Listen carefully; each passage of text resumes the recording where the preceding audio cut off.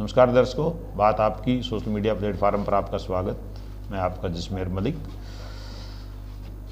साथियों, हरियाणा की राजनीति लोकसभा चुनाव नज़दीक आते आते दिन ब दिन रंग बदलती जा रही है और इसी बदलते रंग में मैं आज चर्चा करूंगा जननायक जनता पार्टी की, जो धूमकेतु की तरह आई थी और जैसे ही भारतीय जनता पार्टी से गठबंधन टूटा तो जेजेपी भी अर्श से फर्श की तरफ आ रही है।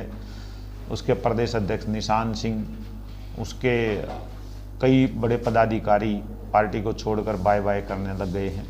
ऐसे में जेजेपी के लिए अपने कुनबे को संगठित रखना बड़ी चुनौती है और खतरा कितना बड़ा है, इसको कहीं ना कहीं पूर्व सांसद और जेजेपी के राष्ट्रीय अध्यक्ष अजय सिंह चौटाला भी भांप गए हैं। अजय सिंह चौटाला ने पिछले दिनों भिवानी में कहा कि बड़े चौटाला साहब यानी कि इनेलो सुप्रीमो ओम प्रकाश चौटाला चाहें तो इनेलो और जेजेपी एक हो सकते हैं। अजय चौटाला ने यह बयान कोई यूं ही नहीं दिया। उनको पता है कि कैडर एक है, वोट बैंक एक है, दो में रहेगा, किसी काम का नहीं रहेगा। इनेलो पिछले चुनाव में पृष्ठभूमि में पूरी तरह जा चुकी थी। अब ये जो लोकसभा चुनाव 25 मई को हो रहे हैं और इसके बाद जो विधानसभा चुनाव होंगे वो जेजेपी को भी लगभग उसी स्थिति में लाकर खड़ा कर सकते हैं, इसकी संभावना ज़्यादा है। तो अजय सिंह चौटाला भी चूंकि चौधरी देवीलाल से उन्होंने राजनीति के गुर सीखे हैं, उस समय की नब्ज को जानते हुए पहचानते हुए उन्होंने ये बयान दिया कि बड़े चौटाला साहब चाहेंगे तो दोनों एक हो सकते हैं, इनेलो और जेजेपी। वो खतरे को समझते हैं, उस खतरे को समझते हुए उन्होंने कोशिश की है।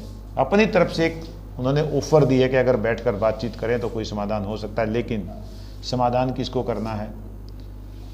अजय चौटाला जी, समाधान अब इनेलो सुप्रीमो ओम प्रकाश चौटाला को नहीं करना। अब इनेलो के सुप्रीमो ओम प्रकाश चौटाला केवल कागजों में हैं। इनेलो के असली सुप्रीमो अब अभय सिंह चौटाला हैं और अभय सिंह चौटाला ने अपने बड़े भाई अजय चौटाला के इस बयान पर प्रतिक्रिया देने में 1 मिनट भी नहीं लगाई। उन्होंने कहा नहीं, लुटेरों के लिए कुछ दरवाजे बंद है और गद्दारों के लिए दरवाजे बंद है। उन्होंने 2 शब्द लुटेरे और गद्दार इस्तेमाल करके अपनी तरफ से साफ कर दिया कि जेजेपी के लिए इनेलो के दरवाजे पूरी तरह से बंद है। कोई समझौता नहीं, कोई बातचीत नहीं। समझौता तब होगा ना जब बातचीत होगी, सिटिंग टेबल, वार्तालाप की टेबल पर आएंगे। वार्तालाप ही नहीं है। अभय सिंह तो बिल्कुल, और अभय सिंह को जहाँ तक मैं जानता हूँ, अभय सिंह अपनी बात पर खरे उतरने वाले हैं। वो जो कहते हैं उस पर अमल भी करते हैं, भले उसमें उनका नुकसान हो या फायदा, वो इस चीज़ को नहीं देखते। तो अजय चौटाला जी, आपको इनेलो का आसरा, इनेलो का सहारा छोड़कर खुद को मेहनत के दम पर, संघर्ष के दम पर और एक बार जनता की गालियाँ वालियाँ गुस्से का सामना करके आपको दोबारा अपने ही घर संवारना होगा। अब आप दूसरे के घर में एंट्री नहीं कर सकते, क्योंकि इनेलो दूसरों का घर हो चुका है, अभय सिंह चौटाला का घर हो चुका है। इस परिप्रेक्ष्य में दोनों दलों के लिए, खासकर जेजेपी और इनेलो के लिए लोकसभा चुनाव बहुत महत्वपूर्ण होंगे। इनेलो अपने कैंडिडेट घोषित कर चुकी है। जेजेपी अभी तक केवल 1 सीट पर राव बहादुर सिंह को मैदान में उतारा है और राव बहादुर सिंह चले वह कारतूस हैं। मैं नहीं मानता कि राव बहादुर सिंह कोई जननायक जनता पार्टी के लिए कोई वोट परसेंटेज की बात करो, चलो चुनाव मुख्य मुकाबला तो बहुत दूर की बात है, वोट शेयर की बात है। वोट शेयर में भी वो कहीं ज़्यादा नहीं टिक पाएंगे। लोकसभा चुनाव तय करेंगे कि कभी चौधरी देवीलाल, उसके बाद ओम प्रकाश चौटाला का जो वोट बैंक था, जो कैडर था, वो अब जेजेपी की तरफ रहता है या वो इनेलो की तरफ जाता है। भविष्य की बात की जाए तो निश्चित रूप से आज दुष्यंत चौटाला का प्रदेश में कई जगह भले विरोध हो रहा है, लेकिन दुष्यंत चौटाला में वो मादा है कि वो कम बैक कर सकते हैं। 5 साल 10 साल, तब उनकी उम्र 10 साल के बाद भी अगर वो कम बैक करते हैं तो दुष्यंत चौटाला के पास बहुत उम्र है, वो बहुत युवा हैं, उनके पास लंबा समय आगे बड़ा भविष्य है और जिस तरह के वो व्यवहार कुशल हैं, बातचीत करने में नरम स्वभाव के हैं और बहुत मेहनती भी हैं, तो मैं ये मानता हूँ कहीं ना कहीं अजय सिंह चौटाला जैसे समझदार राजनीतिज्ञ को बजाय इनेलो का सहारा लेने के, उनको अपनी ही पार्टी को दोबारा नए सिरे से जान फूंकिए। देखिए, आप सदा सत्ता में कभी कोई नहीं रहता। कभी चौधरी देवीलाल लगातार सत्ता में नहीं रहे, ओम प्रकाश चौटाला भी सत्ता में नहीं रहे, भूपेंद्र सिंह हुड्डा भी सत्ता में नहीं रहे, बंसी लाल भी सत्ता में नहीं रहे, जो हरियाणा के निर्माता थे।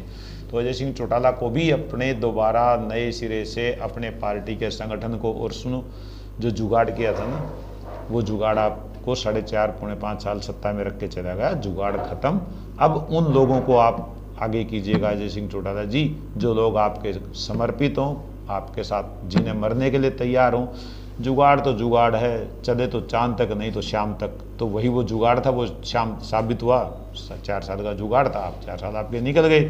तो ये आज बिल्कुल साफ है कि हरियाणा में अब की बार जो लोकसभा चुनाव होंगे वो मुख्य रूप से 2 ही फोर्सेज हैं। एक भारतीय जनता पार्टी के समर्थक जो भारतीय जनता पार्टी और मोदी सरकार तीसरी बार बनाने के लिए वोट करेंगे।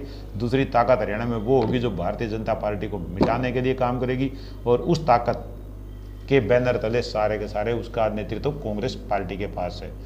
तो अजय सिंह चौटाला और अभय सिंह चौटाला, आप दोनों अभी इंतजार कीजिए, कम से कम 5 साल तक आप इंतजार कीजिए, तब फिर आपके लोग आपके बारे में तब सोचेंगे ज़्यादा। इस बार कम से कम इस लोकसभा चुनाव में आपके लिए कोई सोचने वाला नहीं है। धन्यवाद।